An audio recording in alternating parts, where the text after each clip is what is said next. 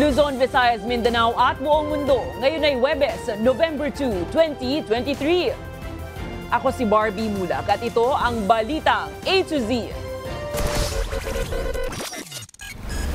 Palipat sana yung mga boto. Nililipat namin sa diyan sa Santissima. Wala, hindi ka nakakaano eh. Pagdalaw sa sementeryo sa Macabebe, Pampanga. Pahirapan dahil sa baha. Wala ka naman budget, di ka naman handang may mamamatay sa inyo. Pero siyempre yung mga mayayaman yan, bibili ng pagumbayo, bibili ng ganito musilyo. Siguro kung may pera. Habang ilang hindi makabayad sa apartment na nicho, nangangambang walang mapaglagyan sa kanilang mga patay. Pagtatawid ng mga sibilyan sa Gaza papuntang Egypt, puspusan na. At sa ating balitang showbiz, more Pinoy films papuntang Hollywood.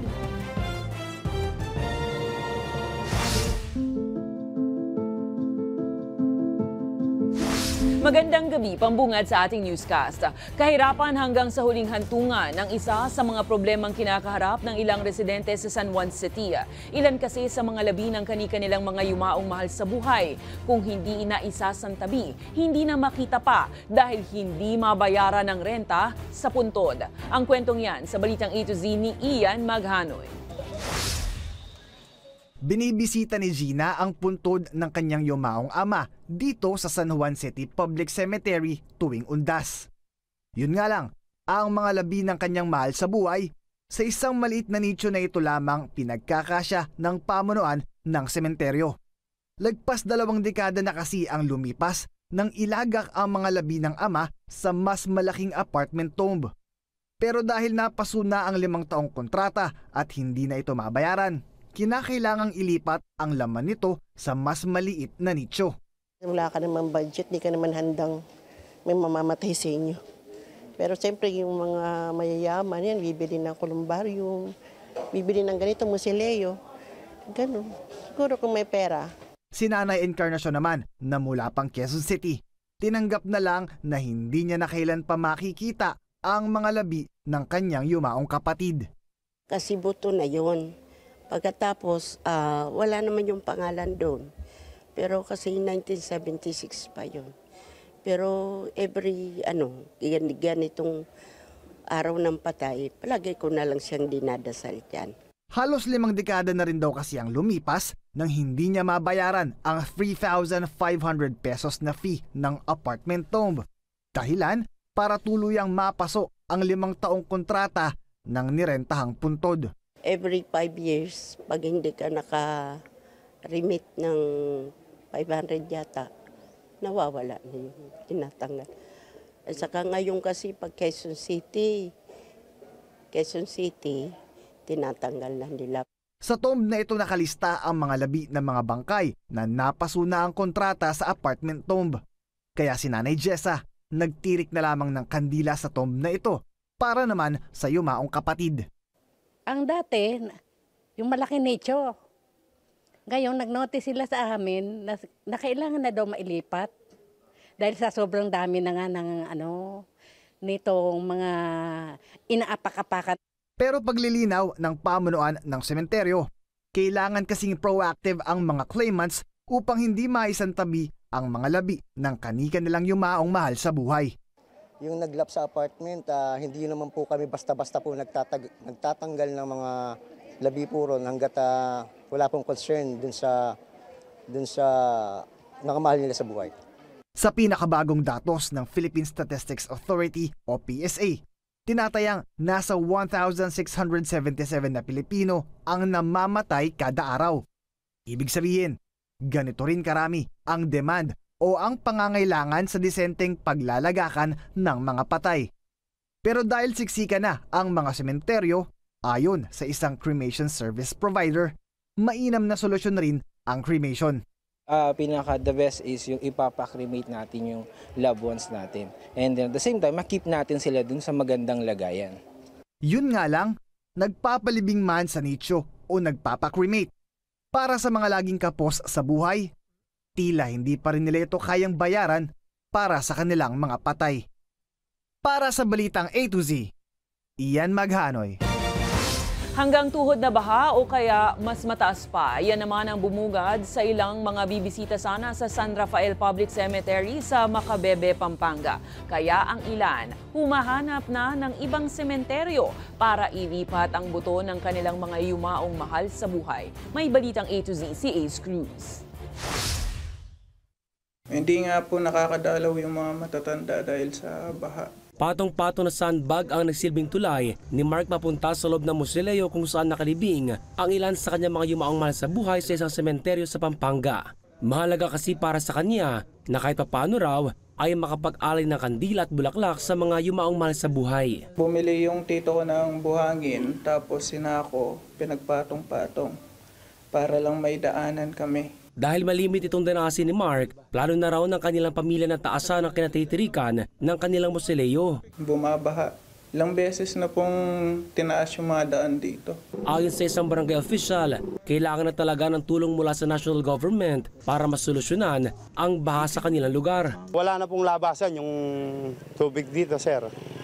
Wala na po siyang labasan kasi yung sa likod, puro mga palaisdaan. High tide lang po talagang tumataas ang tubig. Ganito na katindi ang tubig baha sa loob mismo ng San Rafael Public Cemetery. Dito po yan sa Macabebe sa Pampanga. Kaya naman karamihan sa mga pamilyang gustong dumalaw sa mga yumaong mahal nila sa buhay hanggang doon na lang sa bukana ng sementeryo. Taon-taon umuwi kami rito eh. Tapos taon-taon? Dahil ganitong sitwasyon din ang naano namin. Once a year mo lang papasyalan tapos hindi mo pa hindi ka komportable. Kaya ang iba, nag-iisip na ng paraan para hindi na maabala pa sa susunod na undas. Palipat sana sa yung mga buto. Nililipat namin sa diyan sa Santissima. Wala, hindi ka nakakaano eh. Sa huli, umaasa mga mahal sa buhay ng mga nakalibing sa naturang sementeryo na gawa na agaran at pangmatagalang aksyon ang hindi na bagong problemang ito para hindi anurin ang mga laala ng mga yumaong nilang mahal sa buhay. Para sa Balitang A to Z, Ace Cruz. Samantala, hindi nadagsa ang mga pasahero sa iba't ibang terminal sa bansa matapos ang nagdaang barangay at sangguniang kabataan elections at patapos na ang undas. Wala nang long line sa pag-check-in sa baggage counter sa mga paliparan, gayon din sa mga terminal ng bus sa PITX at maging sa Cubao, Quezon City. Habang nananatili namang naka-full alert ang status ng PNP ngayong undas. Inaasahan namang magsisiuwian ang mga bakasyonista simula po yan ngayong linggo.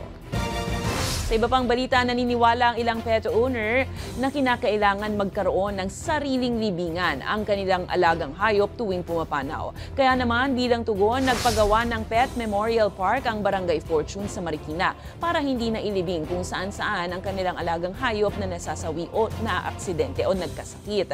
Ayon kay Barangay Chairman Rizalina Chope, limitado at eksklusibo lang sana ang Pet Memorial Garden sa kanilang mga residente. Pero anya, marami ang nakikiusap na payagan na ilibing sa kanilang barangay. Kaya naman binuksan na nila ang mga ito sa publiko pero kailangan magbayad ng burial fee na 500 pesos dahil ang mga malilikom naman dito ay gagamitin sa maintenance ng sementeryo. May mga nakikita kami mga patay na hayop sa kalsada, isa sa bangketa. So naisip namin, lalo ng aking asawa, na pwede naman silang ilibing. Yung mga nililibing namin dito is yung mga napupulot lang namin ng mga patay na pusa, aso. Yun po yung normal na aming nakikita. So later on, nung aming pinost sa aming social media page ng Barangay Fortune, ang dami ng clamor ng ating mga constituents. Hindi ko na matanggihan. Alam mo naman yung puso natin, mababaw pagkadala na nilang namatay nilang alaga at umiiyak.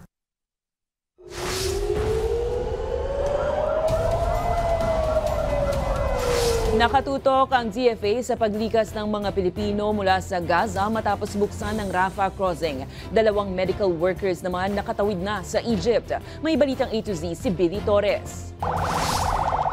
Ligtas nang nakatawid sa Rafah border papuntang Egypt ang 2 pang Filipino medical worker na naipit sa sentro ng gulo sa Gaza. Kinumpirma yan ng Department of Foreign Affairs. The Doctors Without Borders is in charge of them. The 2 have crossed. And they will stay in Arish, which is the town closest to the Rafah border, and soon they'll be going to Cairo. It's not the Philippine government which is in charge of them. Bukod sa kanila, ilan pang sibilyan ang nakatakas din kasama ng unang batch ng limitadong evacuations. Sa pagbubukas ng crossing, sinabi ng Egyptian Foreign Ministry na 7,000 banyaga at dual nationals ang target nilang tulungan na makalikas sa Gaza Strip. Sa ngayon, pumalo na sa higit 10,000 ang nasawi sa bakbakan, wala pang isang buwan ang lumipas. Sa datos ng Gaza Health Authority, nasa 8,700 na Palestinian na ang namatay, habang 1,400 naman sa panig ng Israel. Agarang tigil putukan naman ang panawagan ng International Humanitarian Group na Doctors Without Borders. With no fundamental change, we'll see a catastrophic impact on the health system itself. We're going to see a catastrophic loss of life. There's only so much that they can actually stand. And I just cannot imagine how much more resilience people honestly have under these kinds of circumstances. Kinampirma ng Turkish-Palestinian Friendship Hospital na tinamaan ng airstrike ang isang cancer center sa Gaza Strip. Dahil sa pinsala, hindi na rin mapapatakbo ang naturang ospital. Agad namang nanawagan si WHO Chief Dr. Tedros Ghebreyesus ng tulong medikal at fuel aid doon. I hope that now, amidst the horrors of war, we can at least see how grave a miscalculation that has been. There will be no peace in the region and in the world without a just solution to the Israeli and Palestinian conflict, including the end of the Israeli occupation. Para sa Balitang A to Z, Billy Torres.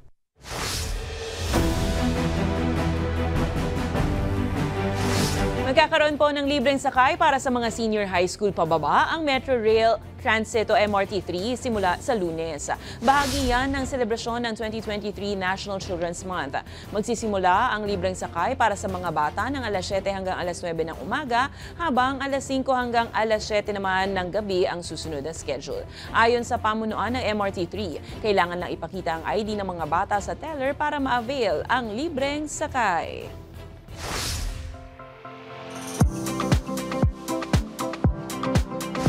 Arat na mga ka-A to Z sa pinakaunang UNESCO Creative City of Gastronomy ng Pilipinas, ang Iloilo. Nakuha nga ng tinaguriang City of Love mula Western Visayas ang pagkilala mula sa United Nations Educational, Scientific and Cultural Organization dahil sa walang kaparis nitong ambag sa larangan ng culinary at kultura ng pagkain. At bakit hindi? Napasikat lang naman ng Iloilo ang mga namitgid na Ilonggo dishes tulad ng chicken inasal, batchoy, silvanas at marami pang iba. Bukod sa Iloilo, nahirang na ring UNESCO Creative City ang Baguio City noong 2017 para sa ambag sa sining, habang 2019 naman nakuha ng Cebu ang parehong award para sa disenyo. Susunod, mga gurong nag-OT sa BSKE, hindi kasama sa budget ayon sa COMELEC.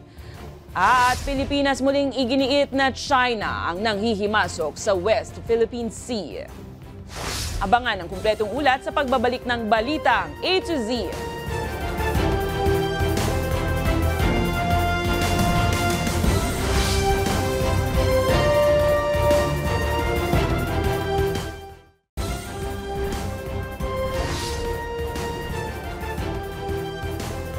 Sumiklab ang sunog sa isang cargo vessel na nakaangkla sa bahagi ng Castilla, Sorsogon bandang alas 11 kaninang umaga. Agad namang sumaklolo ang Philippine Coast Guard, Philippine Navy at Bureau of Fire Protection at nailigtas ang lahat ng 8 tripulante ng barko. Naideklara naman itong fire out pasado alas 3 ng hapon. Aabot sa 2,300 liters ng diesel at 400 liters ng lube oil ang kargo ng MV Ken. Pero sa inisyal na ulat ng PCG, wala namang nakitang bakas ng tumagas na langis. Iimbestigahan ng National Capital Region Police Office ang posibleng kapabayaan ng pulis na naagawan ng baril sa Parañaque. Pinanood mismo ni NCRPO Chief Police Brigadier General Jose Melencio Nartates Jr. ang CCTV shot ng pang-aagaw ng baril ng isang lalaki kay Corporal Roselito De Layon. Nang maagaw ang baril, sinubukan na pigilan ng kasamang pulis ni De Layon na si Corporal Adrian Manata ng suspect pero nauwi pa rin sa palitan ng putokang insidente. Agad nakatakas ang suspect pero naaresto naman ito sa isinagawang follow-up operation. Mapapansin rin sa video na may hawak na cellphone si De Layon nang mangyari ang insidente, pero depensa nito, magte-text sana siya ng situational report sa sementeryo ng mga oras na yon kaugnay ng undas. Sa ngayon, wala namang natamong sugat si De Leon at walang nasawi sa pangyayari. Pero kung mapapatunayang may kapabayaan, posibleng maharap ito sa kasong administratibong serious neglect of duty ang parehong pulis. And so we will follow the usual procedure. Pagka may barilan naman, nag-iimbestiga whether the police are sila yung tama or mali. Investigation will always be conducted. Inihayag ng Commission on Elections na hindi nila maaaring mabigyan ng dagdag na bayad ang mga gurong nag-overtime sa barangay at sangguniang kabataan elections. Ayon kay COMELEC Chairman George Garcia, tanging mga tauhan lang ng komisyon ang maaaring makatanggap ng additional pay. Giit pa ni Garcia, hindi nakapaglaan ang COMELEC ng dagdag na pondo para sa mga gurong dumuti sa halalan noong October 30. Matatandaang nananawagan ng Alliance of Concerned Teachers na bigyan ng overtime pay ang mga poll worker na karamihan ay guro na nagsilbi sa naturang halalan. Kahit naman kung gusto rin natin, wala rin po naibigay sa amin na budget para sa overtime nila dahil tatandaan po natin, yung budget na meron kami ay yung budget lang nung nakaraang dapat na taon na eleksyon natin plus nadagdagan lang ng konti para doon sa dagdag ng mga botante. Pero para sa mga overtime, wala rin po naibigay sa atin. Umabot na sa 47 election-related incidents ang naitala ng Philippine National Police noong barangay at sangguniang kabataan elections. Ayon sa PNP, karamihan sa mga naitalang insidente ay galing sa BARM, sinundan ng Region 10 at Cordillera Administrative Region. Sinabi rin ng PNP na hindi bababa sa 17 insidente ang mga naitala sa mga nasa green category o walang nakikitang bantang panseguridad, habang nasa 27 naman ang naitalang vote buying sa Calabarzon at Region 2. Kamihan po dyan, ma'am, ay shooting incidents na may 19 po at sumunod po ay physical injury. 35 po dyan ay under investigation, 10 na po ang na-refer natin na sa prosecutor at yung iba naman po ay na-file na po mismo sa korte. This will be seriously considered po sa susunod po na eleksyon na maaaring mapasailalim po sila sa yellow category dahil under yellow category po ay meron pong naitala na mga election-related incidents. Naglabas ng panawagan ang Manila City Public Information Office sa mga nakakita sa isang Robert Duquilla, 64 anyos na lalaki na huling nakita sa labas ng Manila North Cemetery alas 5 ng hapon nitong November 1. Suot nito ang isang peach na t-shirt, kaki na maong at leather brown slippers at napag-alamang may demensya at limot-limot na. Sa mga nakakita, maaaring tumawag sa Manila PIO. Samantala, nananawagan naman ang Makati City Government sa mga kumandidato nitong BSKE na i-donate ang kanilang mga campaign tarpaulin. Nanalo o natalo man, maaari po mag-donate sa Makati City Hall at gagawin nila itong eco bags.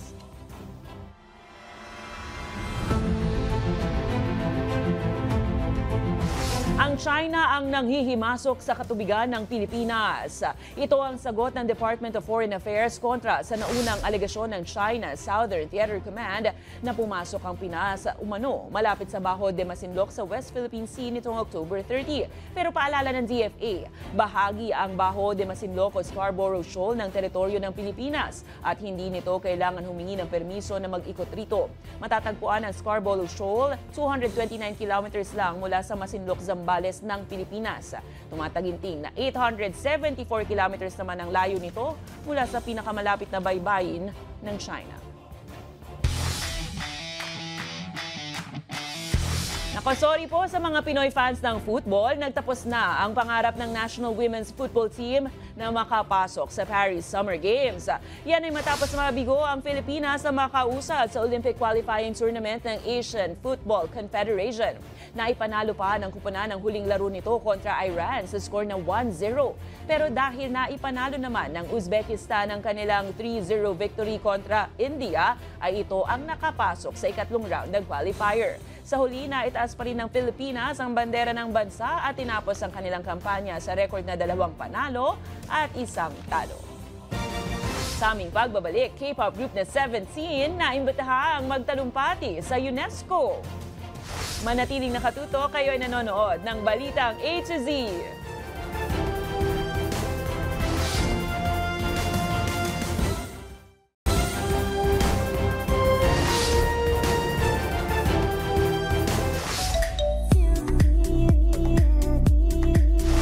K-pop group na 17, kauna-unahang grupo na magbibigay ng talumpati sa UNESCO's Youth Forum. At Metro Manila Film Festival goes to Hollywood. Ang detalye, alamin sa balitang A to Z Showbiz ni Lane Garcia.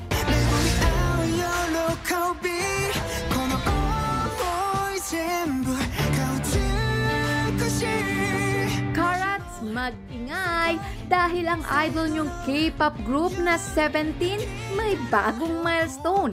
Sa darating na November 14, sila lang naman ang first ever Korean artist na naimbitahan para magbigay ng talumpati at magtanghal sa United Nations Educational, Scientific and Cultural Organization o UNESCO sa mismong headquarters pa nito sa Paris, France. Ang programa ay naglalayong mabigyan ang mga kabataan ng puwang upang makisali sa talakayan at debate. Maliban pa yan, plano ring mag-share ng bawat miyembro ng kani-kanilang ideya pagdating sa sustainable development na mula pa sa kanilang personal na mga karanasan. Habang karaniwan sa mga inilalabas nilang musika ay inspirational song.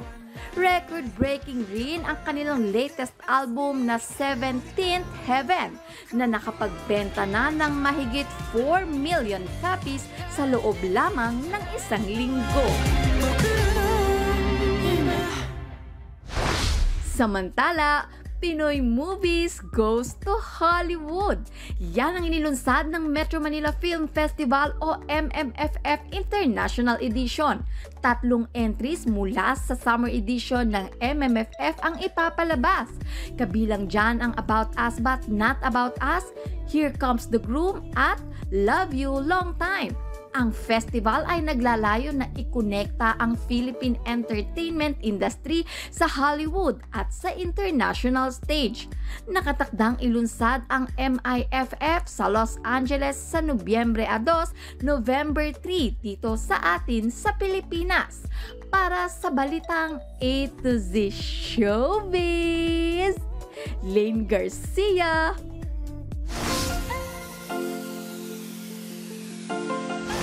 Usong-uso nga ngayon ang trending dance step na slip back na animoy sumasayaw ka sa ere. Kaya naman hindi nagpahuli ang kaitusin nating si Makoy Mikay at kumasa din sa challenge. Pero parang sumobra sa galing. Panoorin.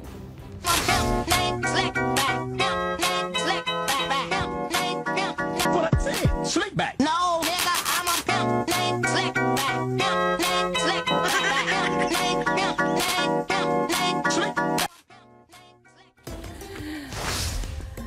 Kung kayo ay may kwentong kakaiba, mga kwento ng pag-ibig, storya na inspirasyon at pag-asa, maaari nyo itong ibahagi. Sumali sa ating Facebook group na Balitang A to Z, panoorin ang replay ng ating programa at sundan ang ating social media pages, hanapin ang Balitang A to Z.